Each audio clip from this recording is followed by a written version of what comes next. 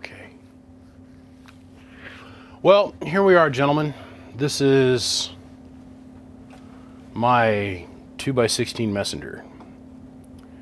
Once again, I really don't want to sell this box, but I really want to keep my Junkman amplifier. This is a really neat design. This is basically two M800s. So I guess this would make it an M16 or some shit. This is the Messenger suitcase amplifier. It looks like a little tiny suitcase. Its dimensions are relatively cool. It's 7 inches wide. It is 16.5 inches long, and with the power wires, it is 19 inches long, and it sits 9.5 inches high. Now, the reason I got to shoot this little video for this thing is, well, I can't find the video I actually shot for you all like 2 years ago when I got this thing, and I very meticulously restored it. As in, like, this thing was a filthy, burnt down mess. And my options that I had available to me at that time were everything, just like it is today, but I decided to make it completely stock. Just upgrade the power wire, so that's why we've got this big ass cable going to it. My idea was that I would put this in my own personal rig at some point and actually run it. Well, it sat here for almost 2 years, and I traded this. I wanted this amp so bad that I traded for this amp. I traded 2 8-pills that were brand new builds and some other little things because I wanted this amp so stinking bad. And now I've got it and I don't even run it. So in here we have ourselves, this is a Delta Electronics fan. It's a 3 amper. This is all Teflon wire that I went through and rebuilt. This jumper here had this tiny little piss-ass fan in it. And it had rubberized wire that was all dry rotted and blown apart. So I rebuilt the plug and I went with a high flow fan. Now how this works is it fully takes advantage of laminate directional airflow. So this little box, I had to bend all the dents out of it and make it all pretty. And I mean, I had to get out the shot hammer and I beat the snot out of this thing and had to go in and re-pim nut everything because it was all falling apart.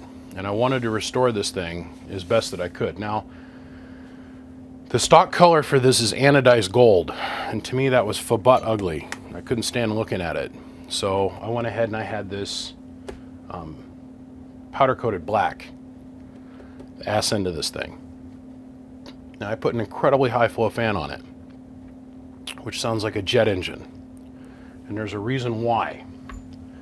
It pressurizes the back of this cabinet, and then it utilizes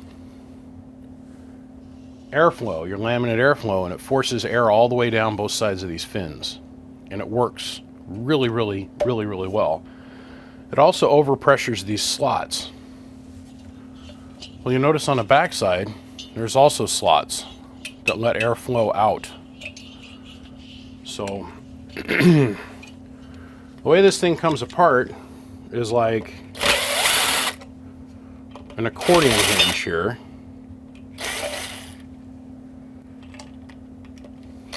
And remember, the main reason I'm shooting this video is because I could not find the video I actually made when I built the box, when I rebuilt it.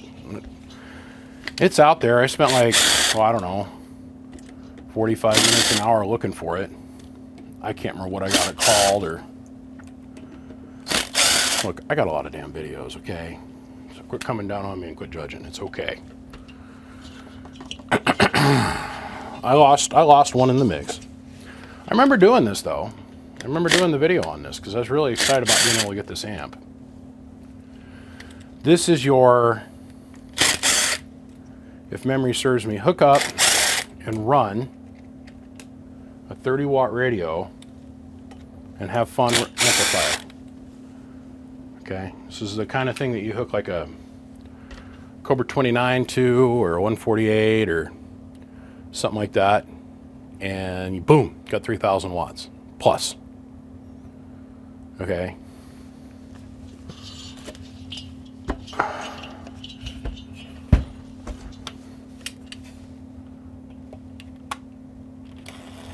There are no extra holes in the heatsink that didn't come from the factory. Now, the factory mount hooked up here and here. And they had little metal tabs that hung off, and you're supposed to screw it to the floor. That was it. That was your mount. That's all you had. That was your choices. So these holes have never been utilized, and they are threaded, believe it or not. These holes inside the heatsink.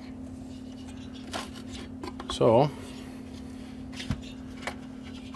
this unfolds like this.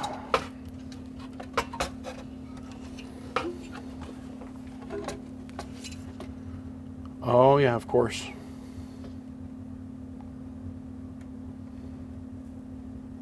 Okay, son of a wet fart knocker. Let's try this again. Let's undo you. Let's undo you.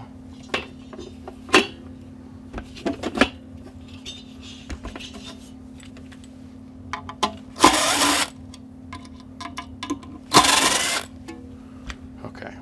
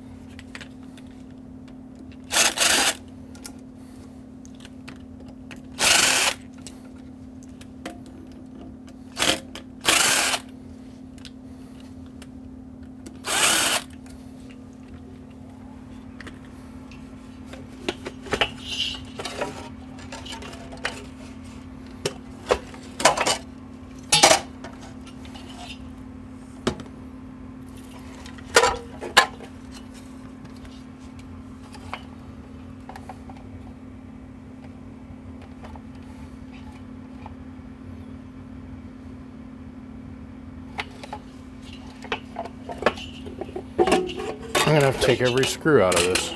I thought this unfolded like an accordion hinge. Shows you how long it's been since I was in here. Okay, side panel removed.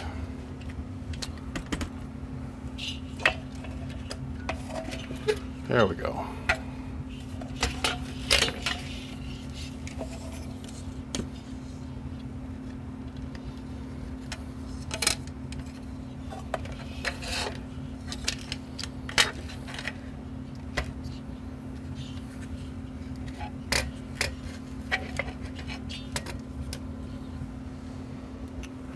That is the inside of this amp. So it's 2 drive-in 16, and the whole 16 pill section is stock. The 2 pill section had been burned up and overrun a couple different times. It was missing this input inductor coil. It was missing this tuner, of course. They always beat up the tuners. I don't know. So I went ahead and I painted and glued all these in place. It's got a nice little TVI filter system on the output circuit over here. Very super clean power on the inside of this box. But this has got such old Toshibas. These are non-red dots and they're cursive as well. But that's all it is 2 M800s bolted together. But it is a 2 drive-in 16. I mean, legit, this thing is not mucked around on the inside. This is clean as a church whistle.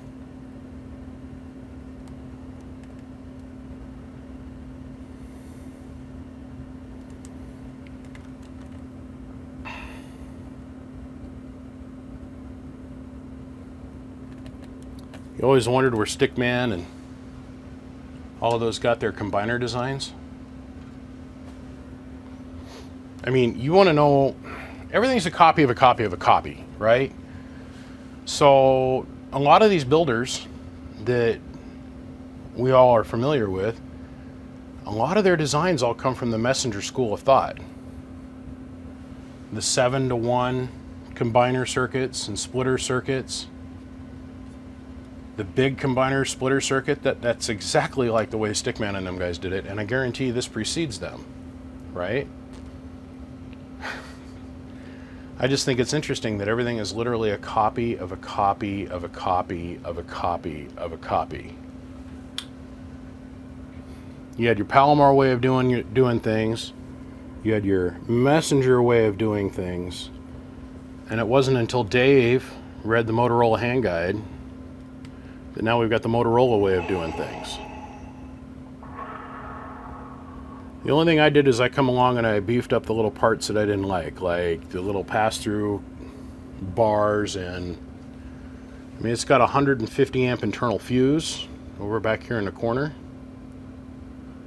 We're feeding out with aught gauge, which in turn is being fed by 2 strands of 8.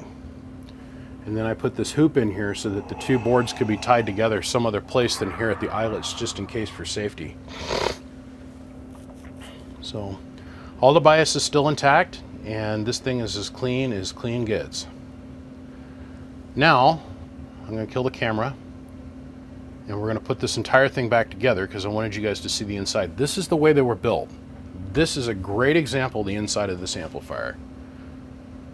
I don't know if this has ever been on video. I went out and I did a quick search for this last night, and I could find some pictures on Google, and they're like, oh, here it is, legendary suitcase Messenger.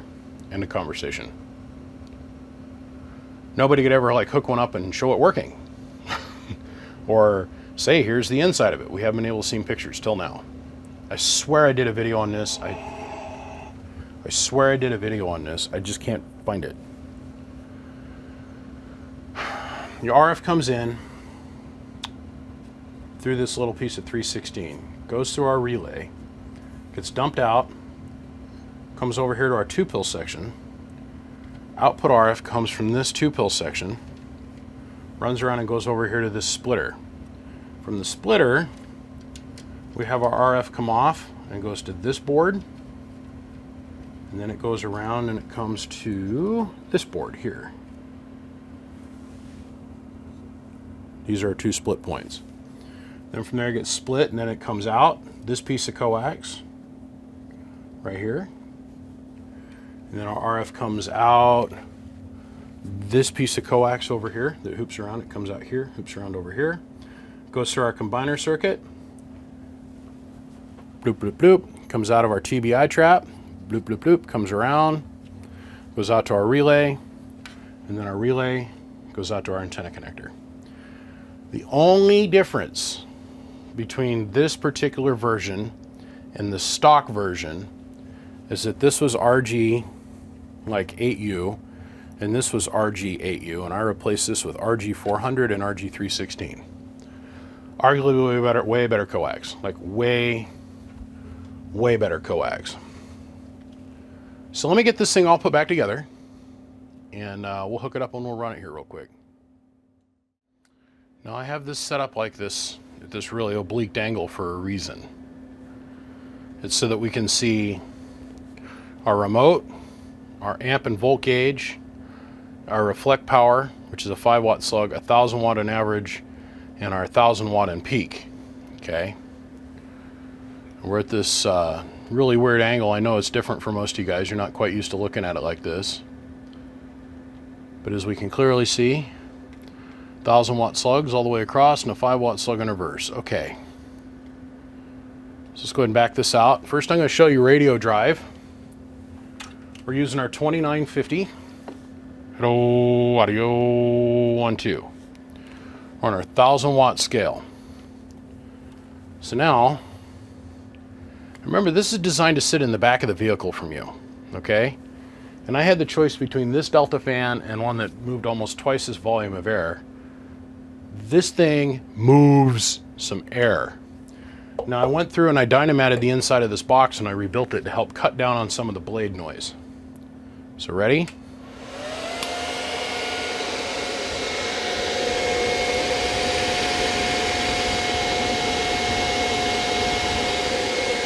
This thing is moving, and I mean it is moving air through here. One fan. To give you an idea.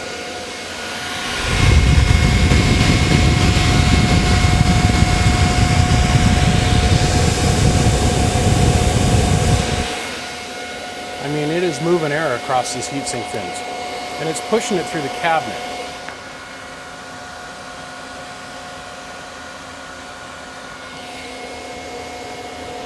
Every one of these I've ever seen was burnt to the ground. Because guys would get these and they'd throw them in their side box of their semi or whatnot. And it had this little pissly ass fan on it that was like half an amp. And there wasn't enough air getting through the amplifier and across the heatsink fins. And they would start talking on this thing like, and about 2 hours later, 3 hours later, this thing would overheat so bad it melts down. Nothing you can do about it.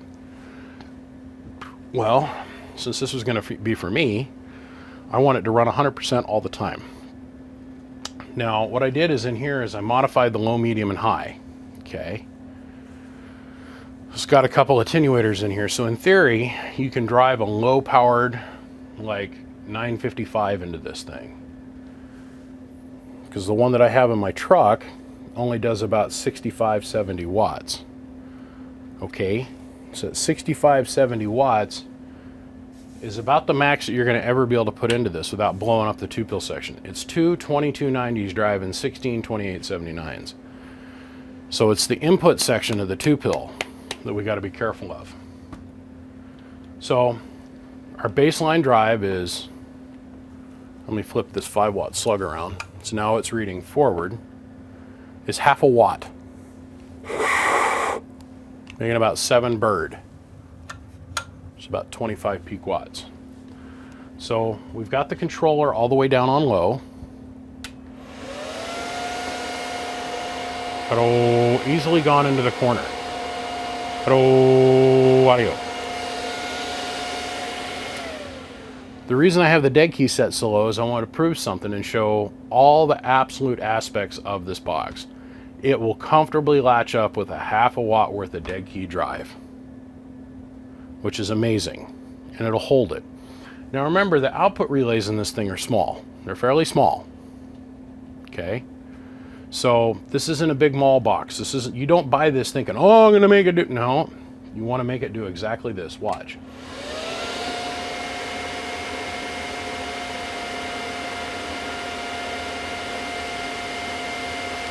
It's about 150 watt carrier. Hello, audio, 1, 2.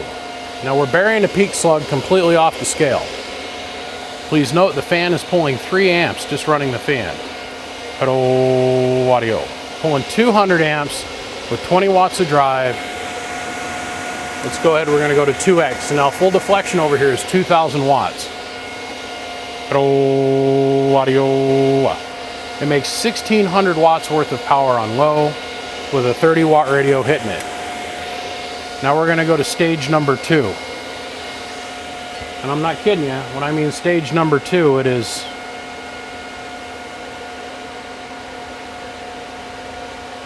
focus, give it just a second, there it goes.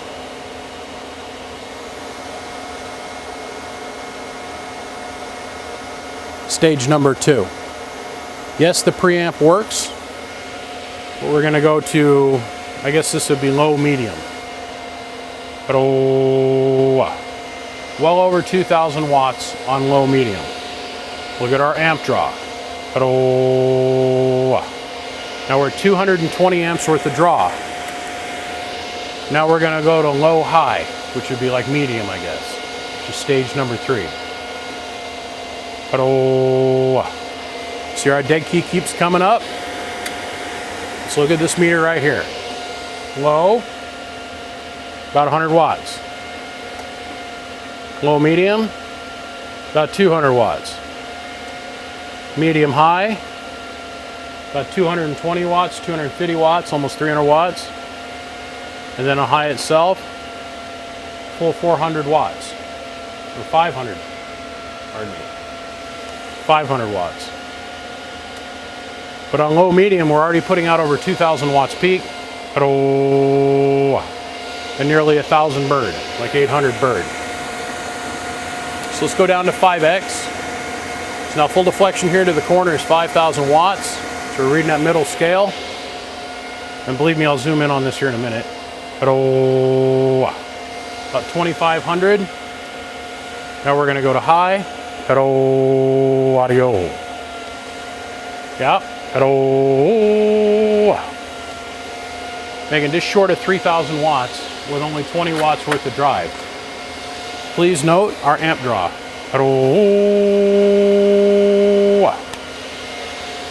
We're nowhere running out of headroom on this amp. And nothing's getting hot. Okay? Nothing's getting hot.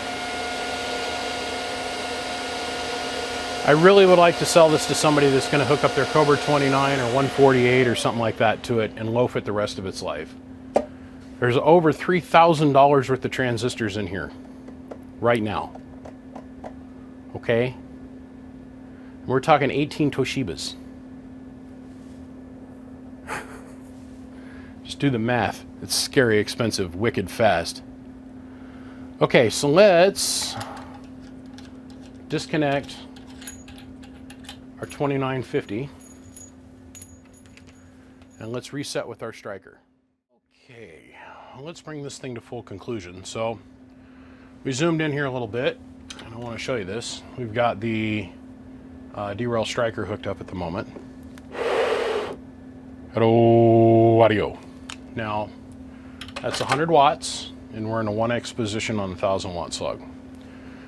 Now I don't want to give everybody the impression that you can go and run this thing with a super hopped up radio and think everything is just going to be titties.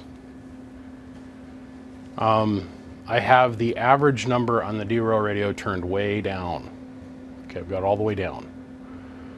So if we look at our average meter, hello, audio, 1, 2. We're barely making any power whatsoever here on the average meter. That's to protect the amplifier. Now the way this thing is set up, and the way it's biased, and the way it is intentionally built, it was never designed to be run with a 100 watt radio. Never. Never. Never. I added the resistors internally to make it work. Okay? But this is not how I suggest that you run the amplifier. Please understand that. This is not designed to take a 150 or 200 watt radio. It's designed to take like a new, I guess it'd be like a 99 V2 or just a very basic modified 955 on 14 volts. Okay, anything more than that and you're going to burn up the amplifier. This was never designed to have that much drive put into it. Remember back in the day when this thing was built, a really hopped up radio was like a 35-40 watt radio. So let's show you what this thing does in absolute peak power. Now remember, we still have all the biasing and everything all set up inside this amp. So it's designed to run sideband.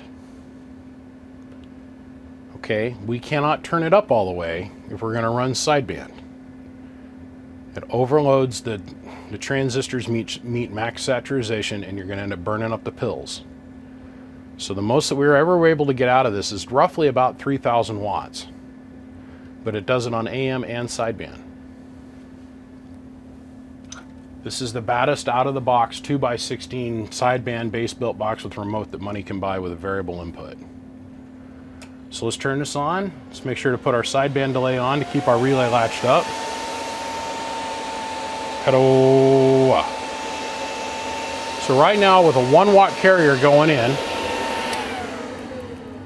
let's turn our 5 watt slug around and let me show you. We're putting exactly 1 watt into the amplifier.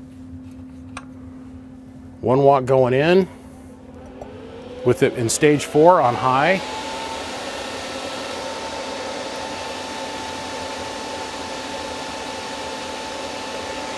can hear the fan in the background. Making roughly 400 watts. Hello. Hello. About 400 watts of power. So 2x. Hello. Of course, we're off the scale. We'll go on down to 5x. Hello. Hello. 2900 watts of very clean power. And I mean like insanely clean power. Now, please note that when I'm running the meters, the microphone is literally sitting like in about this location to the amp. And that is the reason the fans are so loud. Or the fan, the one single fan. If you put this in the back of your truck or back in the trunk of your car or something, you're not going to even hear this thing really running. But if we went in here and tweaked this, we can get it to do about 3,200 watts max on AM. But the fun part is that this runs on sideband. Runs on sideband. So you can run it anywhere, AM, FM, sideband. This amp don't care. It's a Class B biased box. And that's what its appeal to me was, is that, well, one, I wanted to own one because I'd never owned one, and now I've owned it and I've had it for over 2.5 years, or 2 years. But the main thing is I was on this mission to collect these 16 pills that were messengers because I was hunting for the mythical white whale, like I said in yesterday's video. And come to find out, I got my white whale back, so I don't really need this guy. It's got to go to a new home. I'd like to get around 4,000 or best offer for it. I only want PayPal on this. So first come, first serve. Fully functional, 100%, ready to go, out of the box, legendary messenger suitcase amplifier, completely rebuilt and remastered by me. It's got 4 rubber feet on the bottom. It's designed to sit up on its side like this. You do not want to sit it flat. And I will slap a sticker on this someplace before it leaves here. Man, I don't want to sell this damn thing. I don't want to sell this thing. Anyhow, call me, text me. Let's do this. Gentlemen, I'll see you. And I thank you again. Bump, bump.